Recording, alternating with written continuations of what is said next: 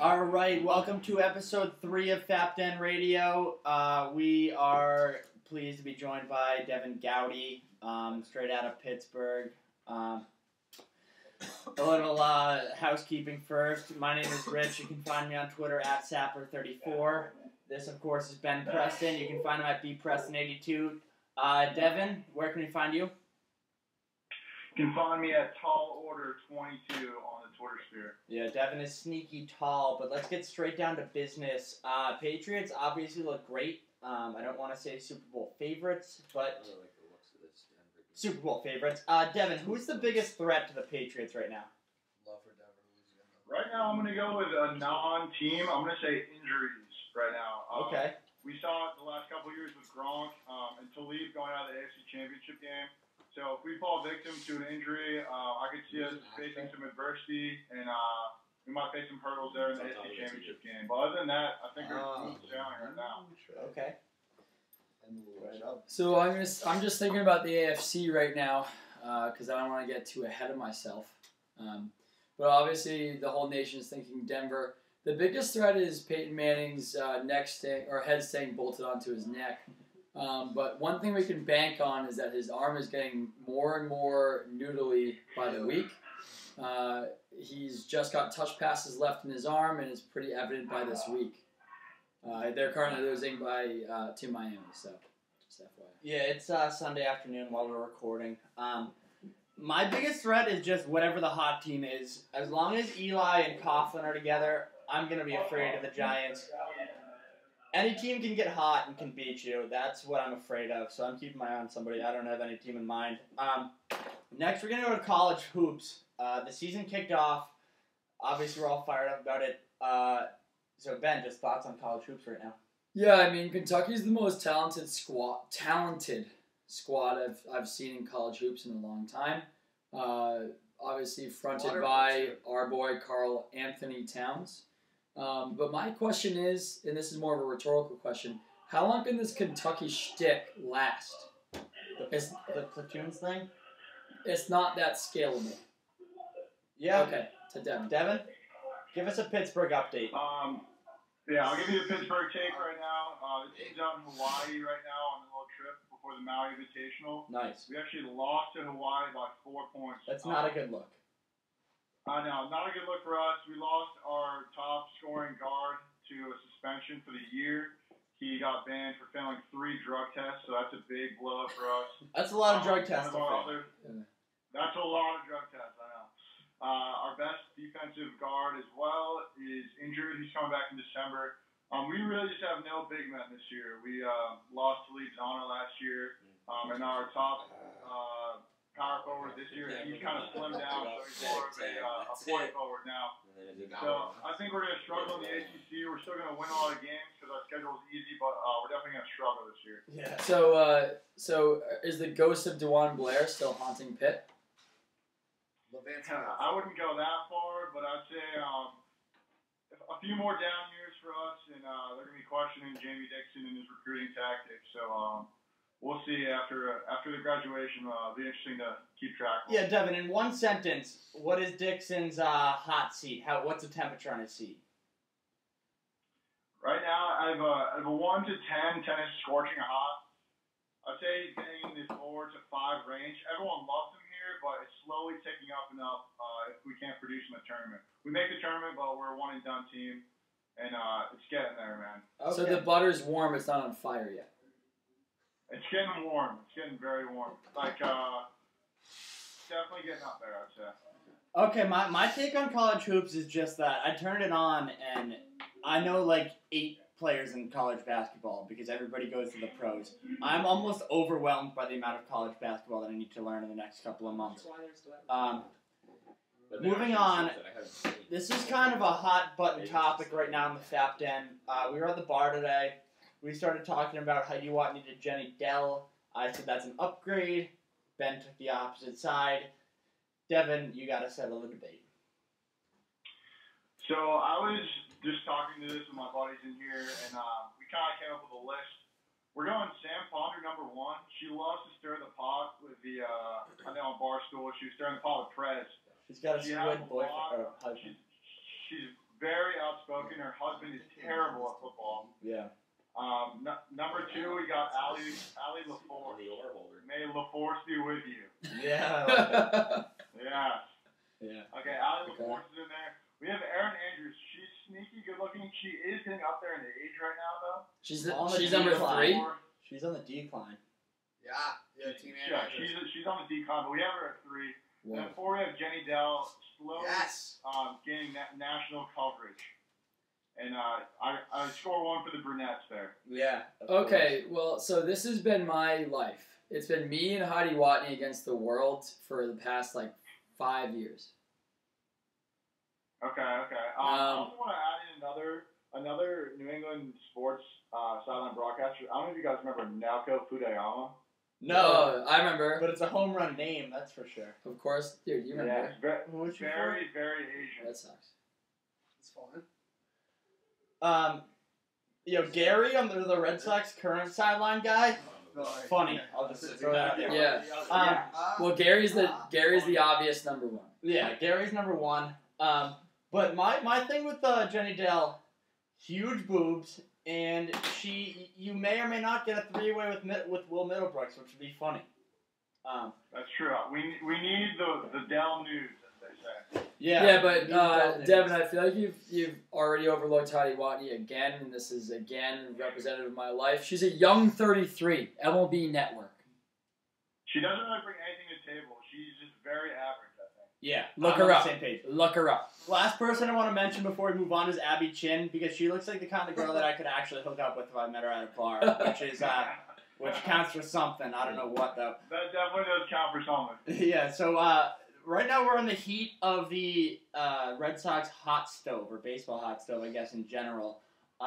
Devin, do you have any thoughts on the hot stove? Where are we looking Red Sox wise? Okay, the post-Patriots game, Twitter was blowing up on the Hanley Ramirez to the Red Sox front. Apparently, we're close to a deal with him. I don't know how legit those rumors are, but I would like him. He brings a lot of risks along with the injuries, and I would like him if we get Sandoval along with him. That's what they're just saying. Wait, so does this mean you're out on Xander Bogaerts? No. Bogarts is our shortstop. So we're gonna get Hanley and Sandoval? Yeah, exactly. That's what they're saying. I don't know where we would get him and where we would put him, but we need hitting, but most of all, we need pitching.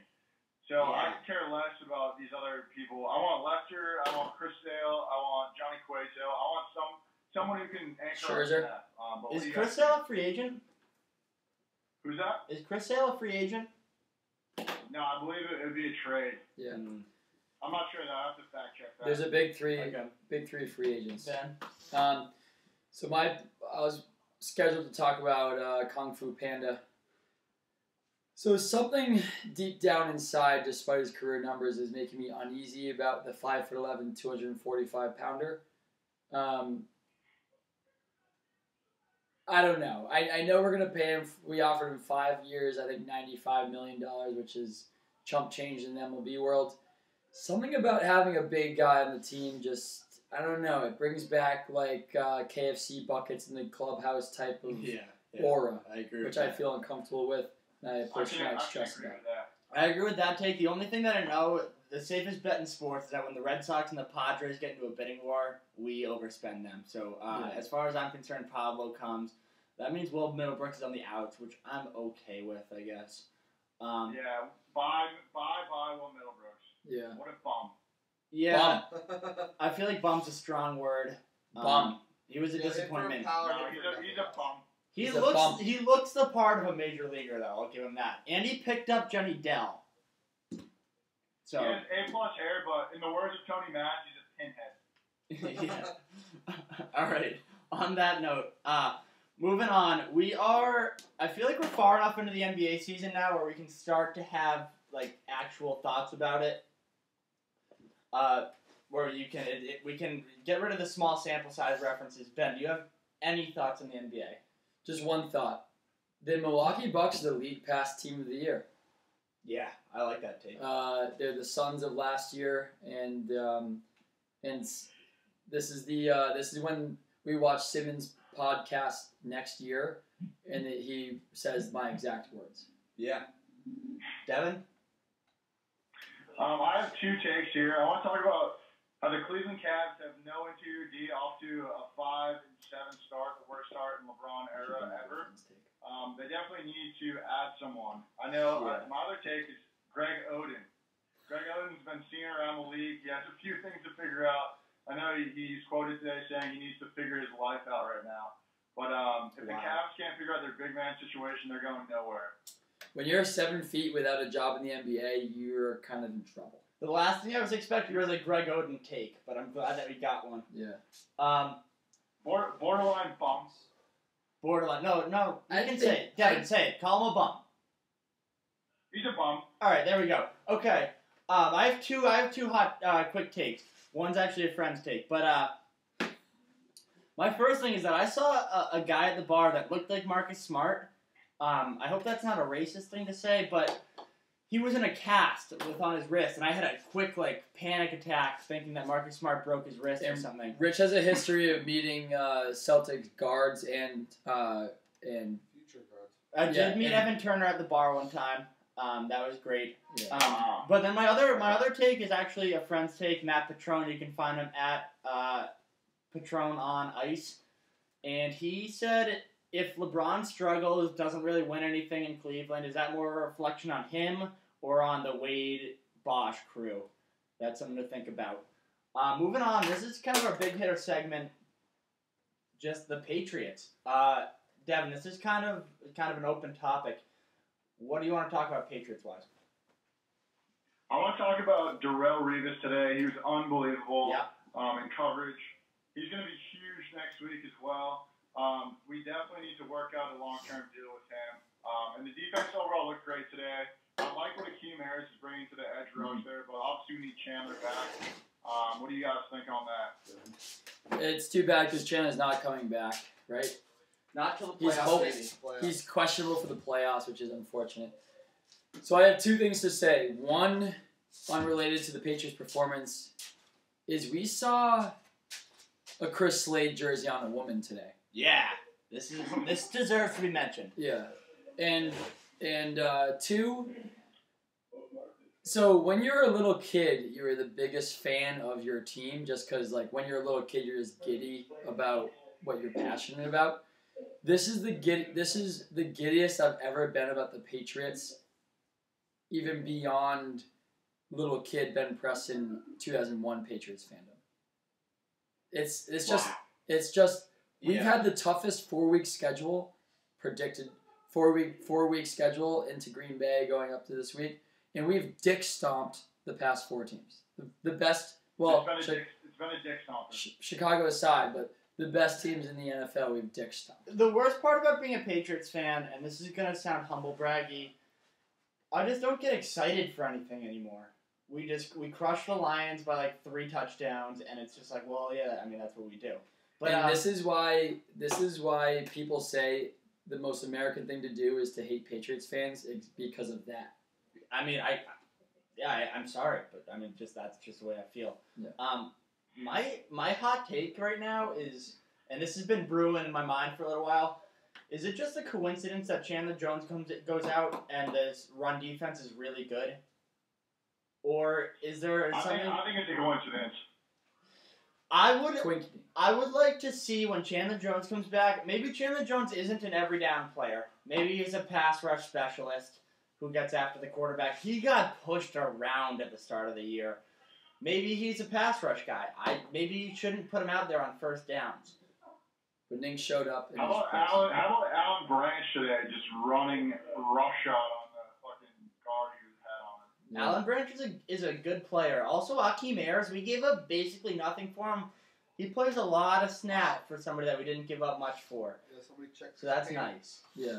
And I'm sure that Branch is somehow on the family tree of Vince Wilfork, just like the Casey Walkers of the world, and just like all of the guys that are kind of like Vince Wilfork. Yeah, free agent. Somehow involved in the family tree. Did you guys see the Wilfork? But not brothers. The what? Wilfork broke into the backfield and got tossed. Oh, I did see that. Roll. Yeah. Yeah, when Will Fork gets tossed, it's just a roll. Oh, yeah. Until his momentum slows him It's down. an earthquake. Impossible to get hurt. It's a roll. Yeah. It's what I imagine when a smart car gets in a car accident. Yeah, it's exactly You right. can't get hurt because you're just going to roll. Yeah. Yeah. Yeah, Will Fork is a big boy. He's having a pretty decent year.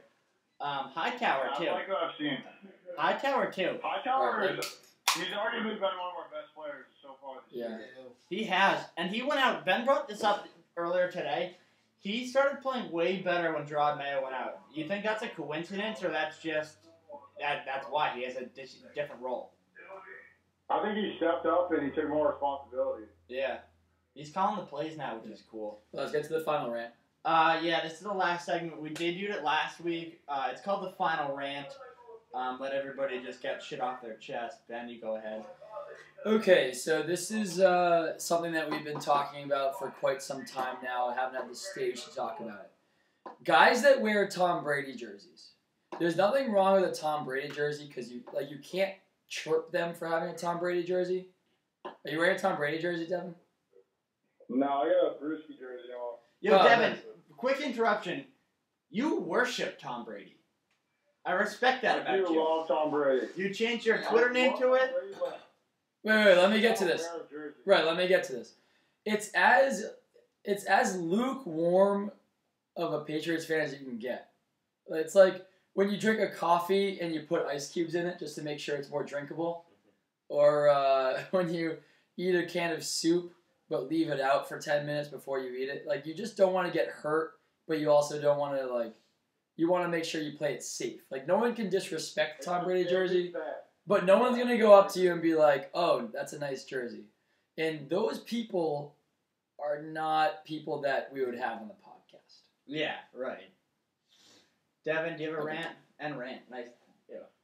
Okay, I have 2 points here. One is going to be Thanksgiving. The other one, Tom Brady. I agree with you wholeheartedly. There's just something this year about him has just been unreal. Like, have you seen his Facebook posts recently? Yeah. So much swag. Yeah, welcome to social media. Yo, can I interrupt you for 1 second? Do you think that is Tom Brady posting or some intern bitch? It's his PR guy, which with input from Tom Brady, I'd say. Okay. The LeGarrette Blunt one was a home run. Yeah. But continue your rant. That's awesome. Continue your rant. Okay, second is Thanksgiving. I'm coming home on Wednesday. Wednesday night we're gonna be having Friendsgiving. That's always interesting. Dangerous. Seeing people you haven't seen since high school. Wait, where are you having But I want this? to talk more. Are you guys gonna be home? Yeah, duh. I'll go wherever you guys are going. I thought you just said that we were having Friendsgiving somewhere. Oh no, I'm saying just going out and Oh. drinking. Oh, Yeah, well. the tavern, dude. The tavern. Yeah, the tavern. No. Well, that's what we're doing. Actually, Pat has wanted posters posted around those places. borderline free. There's free appetizers, so that's good. Yeah. Oh, I'm sold. Go ahead. Let me get to this point. This is my first Thanksgiving legally being able to drink. I'm just thinking how acceptably drunk I can get around my family. My family is no drunk. My mom cuts me off after 2 beers. The key is you have to have an alcoholic dad. Yeah. See, my dad will be drinking, and my mom will be worried about me. How do you feel after that one drink? But I'm just gonna get into the mode where I just get the drunk munchies. I'm just gonna go to town and some mashed potatoes, and we'll see how it goes. It's gonna be interesting. I think. You gotta treat your parents like your doctor when they ask you how much you've had. Yeah, that's exactly true. Yeah. Yeah. I prefer telling my parents how much I drink versus my doctor. Your doctor just looks straight down at you when you tell him how much to drink. But my final rant, to get back to football, is about Bill Belichick. Belichick hasn't transformed the league in ways that other great coaches have. He didn't invent the West Coast offense. He Is this didn't do all of pessimistic, this stuff. No, I'm gonna get back to it.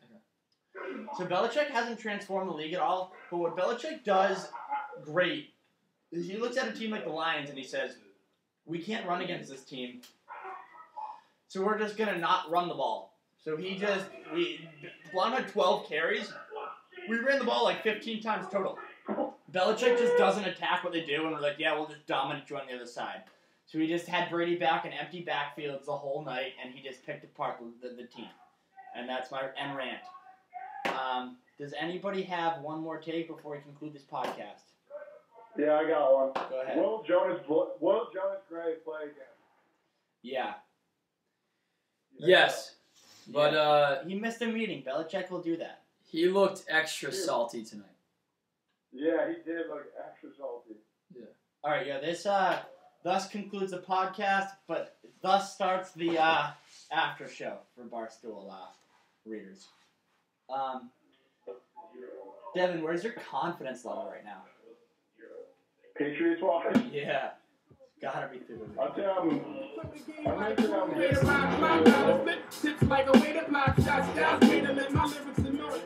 Yeah. And that's when we cut, and now it's re-edited. I'm dangerously getting to 07 Patriots. Dude, I don't want to be there, but I think I might be. But I am. Yeah, that's exactly where I'm at. Yeah.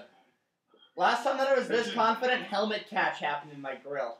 Yo. But I would Shut the fuck up about I would trade. I would Yeah, rather Brad, you should have come in this. for the after show. I'd rather have this team 10 out of 10 times than 07. Wrong. 07 was amazing. I'd rather have this team over 07. No, 10 out of 10 times. 07 was untouchable. 07 was 07 untouchable. got away with some Untouchable. very slim margins towards the end. Pat, They you should have wanna got come in beat for by the after Baltimore. Not really. Okay.